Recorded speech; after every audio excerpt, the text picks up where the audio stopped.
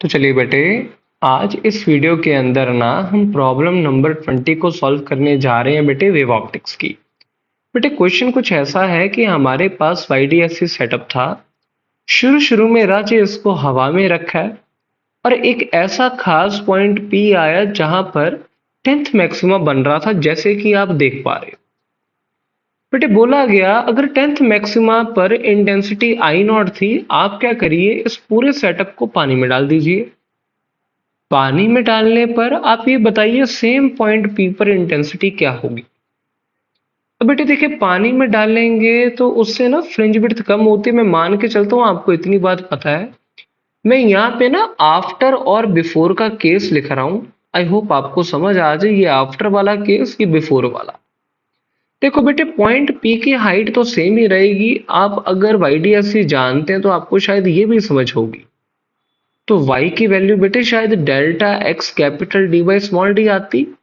Similarly बेटे, after के case में ना जो वेवलेंथ मैं लूंगा, लैम्डा की जगह मैं लैम्डा डैश लूंगा। लैम्डा डैश आएगा लैम्डा बाय म्यू। सिमिलरली यहाँ पे भी मैं क्या लिखूंगा, delta x by D should be equals to, यहाँ पे डेल्टा x डैश लिख लो, चलो ये आएगा y बाई डी। अब बेटे एक चीज समझिए, ना तो d चेंज होगा ना कैपिटल D, वो सारी बातें सेम है। डेल्टा x डैश जो आएगा ना यहाँ पे, चलो मैं इसको लिखता हूं, delta x dash capital D by small d, ये भी y आ जाएगा। और अगर मैं दोनों तरफ के y इक्वेट कर दूं, this should be equals to delta x by small d into capital D। देखो ये पार्ट कट जाएगा बेटे। अब समझना बड़े ध्यान से, डेल्टा x डैश ये आफ्टर वाला case should be equals to initial वाला केस, वो 10 लैम्डा था। बेटे डेल्टा x डैश को ना समझिए ध्यान से, मैं यहाँ पे n या m लैम्डा डैश लिख रहा हूँ, this is equals to 10 lambda. अब m का मतलब ये नहीं कि मैक्सिमा लिख रहा हूँ, वैसे ही एक जनरल लैम्डा की फॉर्म में निकाल रहा हूँ कि m की वैल्यू आनी कितनी चाहिए। m लैम्डा डैश की जगह बेटे मैं लिख रहा हूँ lambda divided by 4/3, this is equals to 10 lambda आ गया बेटे। यहां से आप सॉल्व करिए, m शायद आपको निकलेगा बेटे, लैम्डा से लैम्डा कटेगा, 40/3 आएगा, ये आएगा 13। मैं इसको लिख रहा हूं +1/3। अब बेटे इसका मतलब हुआ क्या, जो दूसरे केस में बेटे पाथ डिफरेंस आया है ना, it is 13 plus 1/3 of lambda dash. तो आप इसको सॉल्व करिए, ये आएगा 13 lambda plus 1/3 lambda dash.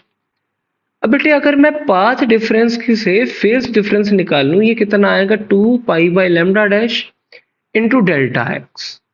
Delta x की जगह मैं लिख रहा हूं 13 प्लस 1/3 ऑफ लैम्डा डैश, ये कट जाएगा तो मेरे पास निकल के आएगा 26 pi plus 2 pi by 3।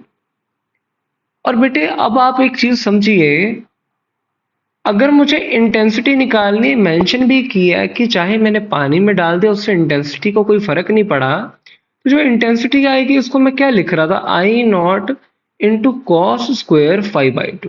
I hope आपको फॉर्मूलाज याद है।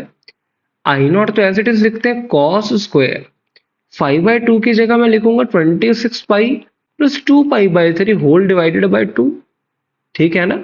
और ये वैल्यू कितनी निकल के आएगी, I0 cos square 13 pi plus पाई/3।